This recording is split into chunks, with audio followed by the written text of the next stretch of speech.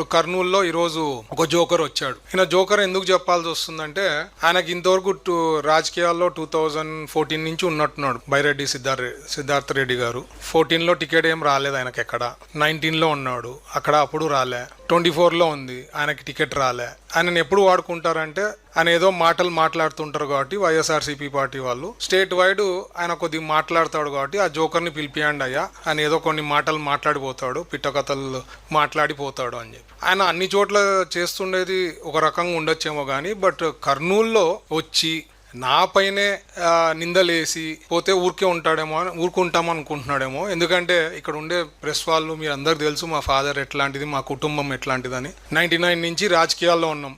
ఏ రోజు కూడా opposition party వాళ్ళు ఈవెన్ ఎలక్షన్స్ ముందు కూడా ఎప్పుడూ కూడా కమెంట్ చేయలేదు ఇట్లా మీరు డబ్బులు తిన్నారు, ఒక కంపెనీ నుంచి తిన్నారు, లేకపోతే డబ్బులు కొట్టేసినారు అని ఒక్కలన్నా ఇంతవరకు అపోజిషన్ లో ఉండే వాళ్ళు కూడా ఎలక్షన్ల ముందు కూడా ఎవరు చెప్పిన వాళ్ళు లేరని. ఎందుకంటే అది జోక్ తరా ఉంటుంది ఆయన. సో ఈ రోజు ఈయన ప్రూవ్ అయిపోయాడు అనమాట జోకర్ అని. ఎందుకంటే నోటికి వచ్చింది మాట్లాడినాడు. ఇప్పుడు what is going to happen, I'll be taking it to the courts.